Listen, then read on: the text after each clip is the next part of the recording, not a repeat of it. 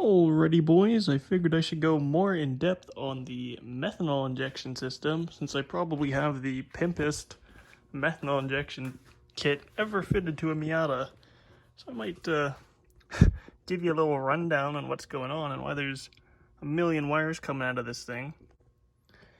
So, starting off here, this is a Snow Performance Stage 4 Platinum, I believe, methanol injection system. Or it is the Torque Bite, what is it, CM5 LT, which is actually the company who makes this, which is that's a good thing. They make some pretty crazy methanol injection kits or whatever. So, yeah, when you buy one of these things, you're going to notice, hey, why are all the instructions not even there? And it's because you should be searching for the Torque Bite equivalent and not the Snow Performance one, because the wiring diagram and wire colors are not even close to the same. And it took me a hot minute to realize that, but eventually I got her figured out. First things first, you got these two fat wires coming off the back here. I believe the middle one is for the main power, which is 12 volt, and fuse 12 volt, I should add that when you're wiring it in. You want to put a fuse on it, because this is the last thing you want frying, because it costs like $1,000, so don't want that. And then there's two plugs back here for pumps, which is crazy. You got your main one over here, which is a 300 psi methanol pump, and then you can have another one. If 300 psi is not enough, you can have two. Now for wires, the yellow one is going to be for tack signal, so I got it snaked all the way around, probably going under there somewhere, and I tapped into it.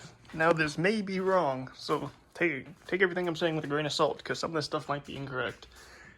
Pretty much is tapping into the diagnostic port, wherever I have that hidden. There's I think it's yellow and blue.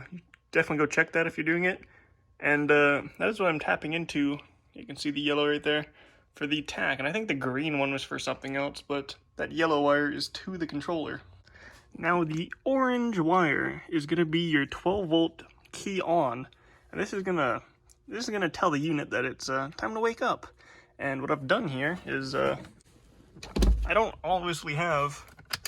have power windows, right? See, no power windows. But I have this entire circuit that I can use for various activities. So I've tapped a lot of things off of there, even though maybe you shouldn't. You should really invest in like one of those relay boards or whatever, so you don't have to just keep tapping off the same circuit and hoping it doesn't blow a fuse. But that is 12 volt key on, so good for you guys that don't have power windows.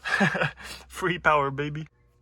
Now we have these wires down here, and I think I'm only using two of these wires. I don't even know if I'm using the black one. I don't even know if the black one does anything, but anyways, it's connected to there, and it goes to your map sensor. And in this case, this is my map sensor. So I've got that wired down, snaking through there, into this guy. Easy peasy, lemon squeezy. That stuff's, if you got a normal map sensor, your wires are going to be that color anyway, so you'll know which ones to put it. It's not exactly rocket science. Moving on to the next set of wires, we got some white and green ones. Now, what do those do? Well, I'm using them for warning lights. And I only have this half set up, but they all work. Everything's all functional. Do not worry. Just don't have it set up inside the controller. So this, oops, go around here. That is my everything has gone wrong light. Sorry for the hack job there. Airsaw got away from me. This is the good to go light. So for those two things, pretty easy. Not too bad to wire, actually. Actually very easy to wire. And yeah, that's pretty much all they do. They also can do stuff like your tank is low, the line is jammed up, lost pressure, all that stuff. So it's pretty much just sets the warning to whatever you set it to. Now the brown wire. See how that one's a stray lonely wire going to the trunk? Well, coming around here to the trunk, pop this guy open, is going to, oh yeah, it's for the low level indicator. That is what the brown wire is for. Almost thought it was for the pump control for a second, but nope. It goes into there, and this goes over to somewhere.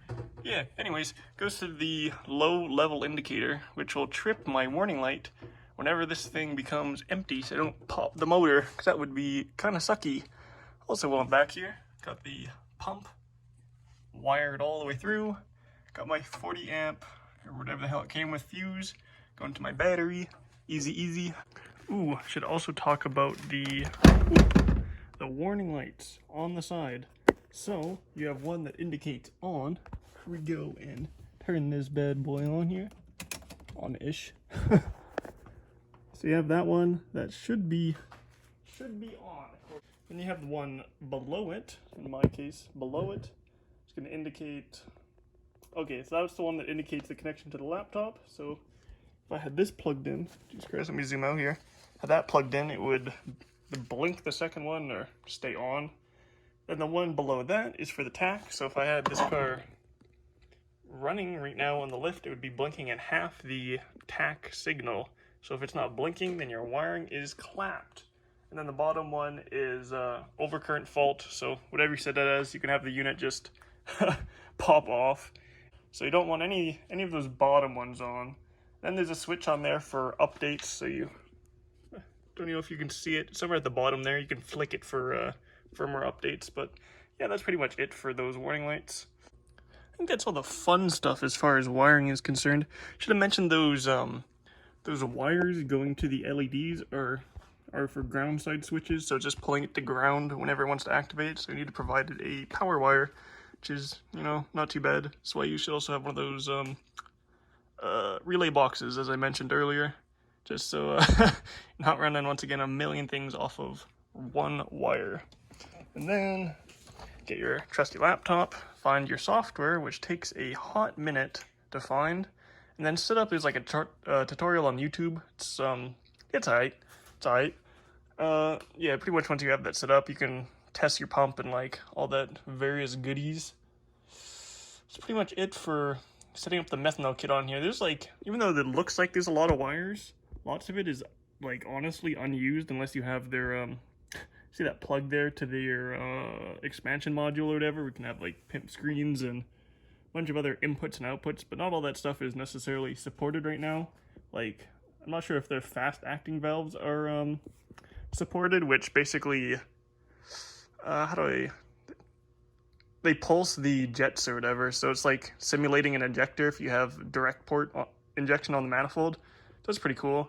But I'm not sure if they support fully that yet, or it's coming, something like that. Anyways, pretty much all there is to this. Yeah, enjoy.